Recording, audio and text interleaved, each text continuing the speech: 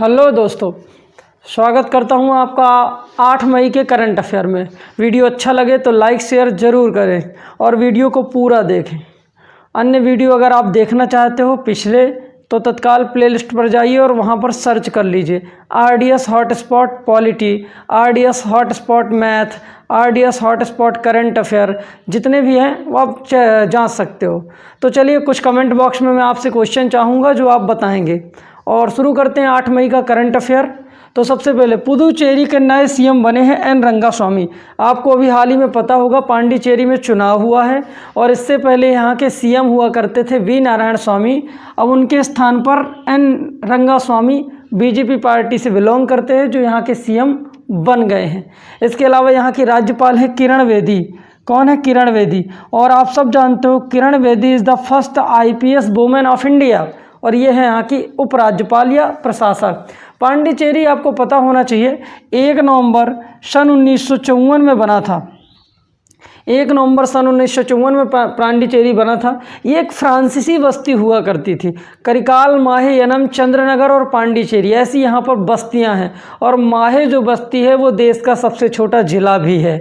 इसके अलावा मैं आपको बताना चाहूँगा कि जो पांडिचेरी है पांडिचेरी है, वहाँ पर कोयल वहाँ का राज्य पक्षी है, गिलहरी वहाँ का राज्य पशु है, और केना बोल यहाँ वहाँ का राज्य पुष्प है, और बेल वहाँ का राज्य पौधा है। इसके अलावा एक लोकसभा सीट और एक विधानसभा सीट, एक लोकसभा और एक राज्यसभा सीट आपको केरल में ही देखने को मिलेगी, पांडिचेरी में। इतना आपको पांडिचेरी के बारे में याद रखना है। एक फ्रांसीसी बस्ती थी पांडिचेरी में ही है अरवल्ली आश्रम, अरविंद घोष का अरवल्ली आश्रम, जो यूनेस्को की धरोहर सूची में भी शामिल है।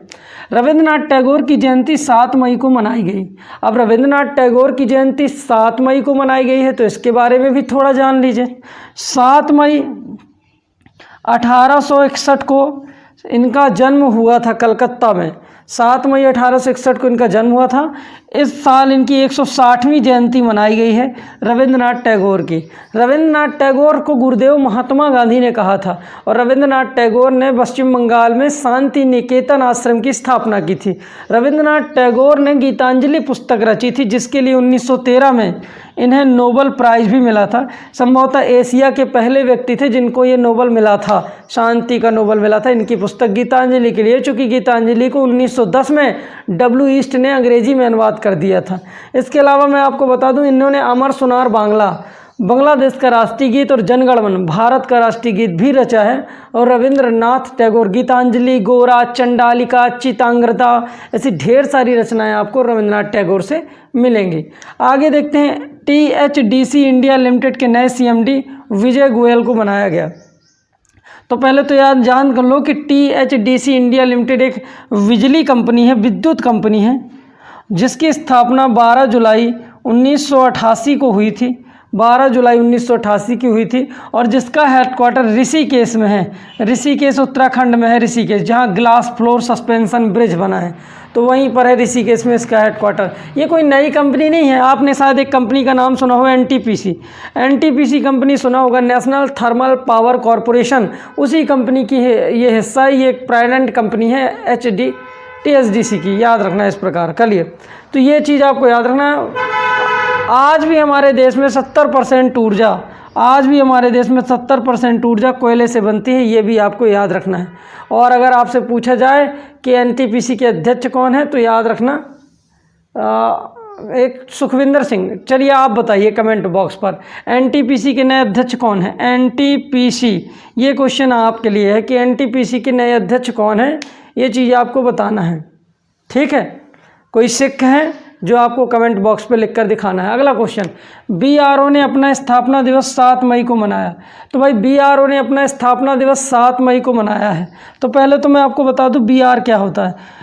बॉर्डर रोड ऑर्गेनाइजेशन, BRO बराबर होता है बॉर्डर रोड ऑर्गेनाइजेशन। क्या आपको पता है इसकी स्थापना 7 मई 1960 को हुई थी। और BRO का काम होता है सीमा सड़क संगठन बोर्ड।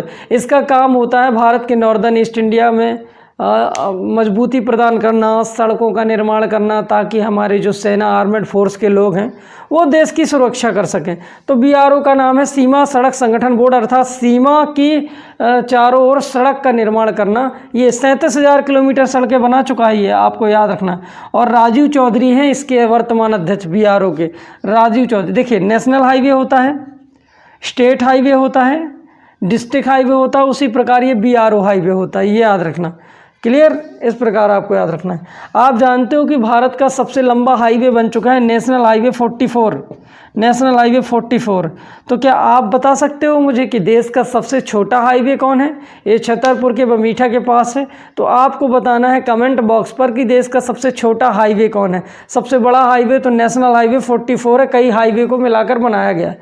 और एक हाईवे हुआ करता था grand trunk road, GT road, सड़क ए आजम, वो बनाई थी फरीद खान ने, जिसे आप शेर शाह सूरी कहते हो, ढाका से लेकर अमृतसर लाहौर तक। चलिए अगला क्वेश्चन आता है। देखिए, देश का पहला ड्राइविंग इन वैक्सीनेशन महाराष्ट्र में खुलेगा। तो देश का पहला ड्राइविंग इन वैक्सीनेशन महाराष्ट्र में खुलेगा।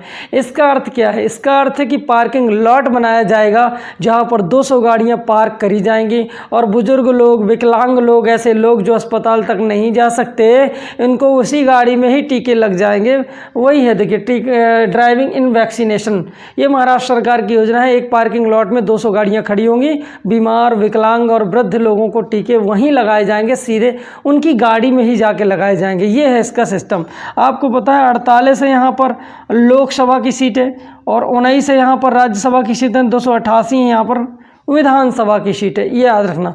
गिलहरी यहाँ का राज्य पक्षी है, कबूतर यहाँ का राज्य पक्षी है, गिलहरी यहाँ का राज्य पशु है और आम यहाँ का राज्य वृक्ष है। आम तो जानते हो महाराष्ट्र में रत्नागिरी में होता है अल्फांसो। अल्फांसो आम भारत का सबसे अच्छा आम होता है, सबसे क्वालिटी वाला आम, तो ये महाराष्ट्र के रत्नागिरी में ही होता है। और भुसावल में केला होता है, नागपुर में संतरे होते हैं, नासिक में अंगूर होते हैं, ये भी महाराष्ट्र के बारे में याद रखना। कोल्हापुर में चप्पल बनती हैं। तो ऐसे आपको महाराष्ट्र के बारे में, महापरवाना योजना, महाआवास योजना, महारोजगार योजना, ऐसी सारी योजनाएं आपको, महाशरद योजना विकलांगों के लिए, महापरवाना योजना रोजगार देने के लिए, ठीक है, रोजगार योजना रोजगार देने के लिए, महापरवाना योजना है निवेश को आकर्षित करने के लिए, और महाआवास योजना लोगों के घर बनाने के लिए महाराष्ट्र सरकार ने शुरू करी। भगत सिंह कोश्यारी हैं यहाँ के राज्यपाल और उद्धव ठाकरे हैं यहाँ के मुख्यमंत्री, ये जरूर आप याद रखना। लोनार झील महाराष्ट्र में है और कोयना बांध भी महाराष्ट्र में है। महाबलेश्वर यहाँ पर बहुत भव्य मंदिर है, सिद्धि विनायक मंदिर, महाबलेश्वर मंदिर और कैलाश मंदिर, ये सारे मंदिर आपको महाराष्ट्र में ही मिलेंगे देखने को। इस प्रकार आपको याद रखना है। Clear?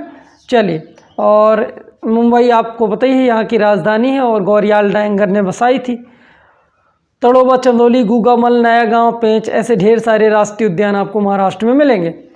BBMA 2021 icon award pink को मिला, संगीतज्ञ पिंक को मिला, ये संगीतकार पिंक हैं, इनको मिला।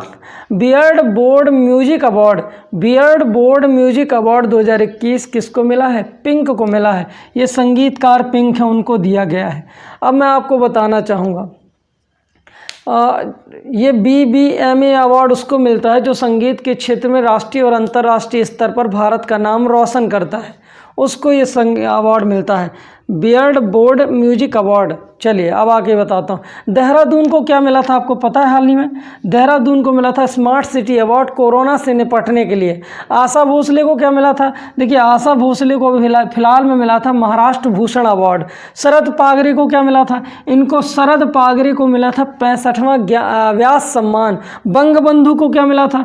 बंग बंधु को शेख मुजीबुर बुरहान, इनको मिला था गांधी साहित्य पुरस्कार। और 67वां राष्ट्रीय फिल्म पुरस्कार ये सुशांत सिंह राजपूत की फिल्म छिछोरे को मिला था। ये कुछ अवार्ड मैंने बता दिए जो हाल ही में बटे थे। इसके बाद आगे देखते हैं। किनको दे मायो त्यौहार मैक्सिको और USA में मनाया गया। किनको दे मायो त्यौहार मैक्सिको और USA में मनाया गया। पहले तो ये जान लो ये किनको दे मायो पुरस्कार है क्या, मैं आपको बताता हूँ इसके बारे में। घटना बहुत पुरानी है। 5 मई 1862 को फ्रांस की सेनाओं को मैक्सिको की सेनाओं ने हरा दिया था। 5 मई 1862 को फ्रांस की सेनाओं को मैक्सिको की सेनाओं ने हरा दिया था। तभी से मैक्सिको और अमेरिका में ये किनको दि कोए मायो पुरस्कार त्यौहार मनाया जाता है। ऐसे कई त्यौहार हैं, मैं आपको बता चुका था। जैसे हरेला फेस्टिवल कहाँ होता है? उत्तराखंड में। फलदार वृक्ष लगाए जाते हैं। लाई फरोवा फेस्टिवल कहाँ होता है? लाई फरोवा मणिपुर में। मणिपुर में संघाई फेस्टिवल भी होता है, याद रखना।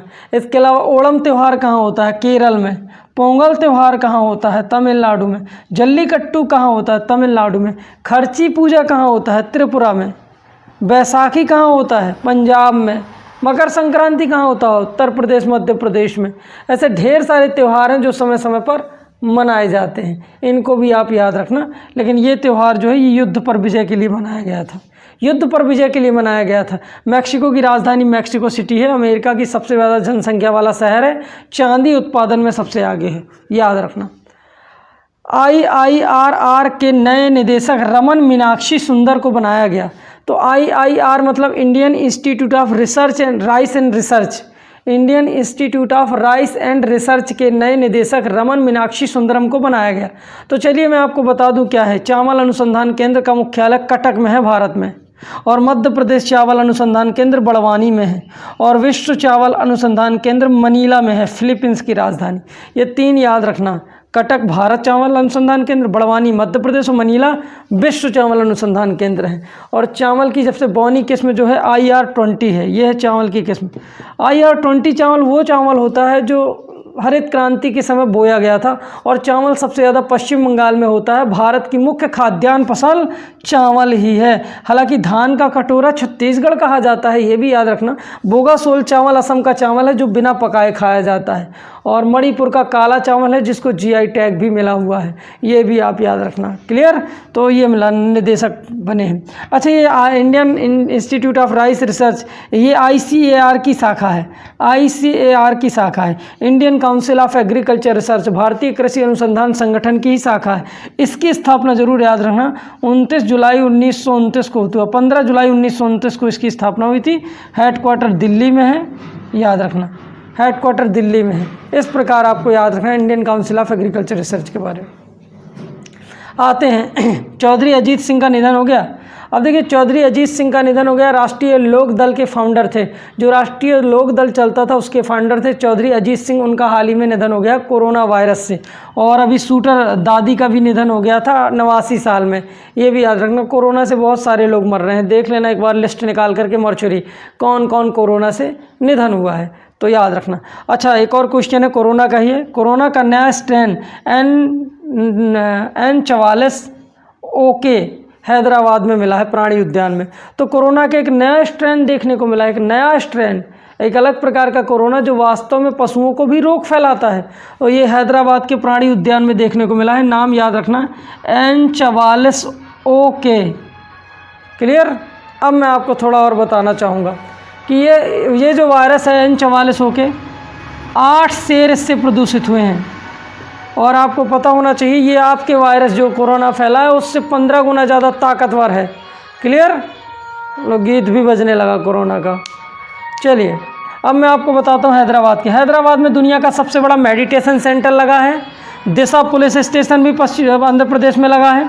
महिला पुलिस स्टेशन है। फलों के उत्पादन में मध्य प्रदेश सबसे आगे चल रहा है।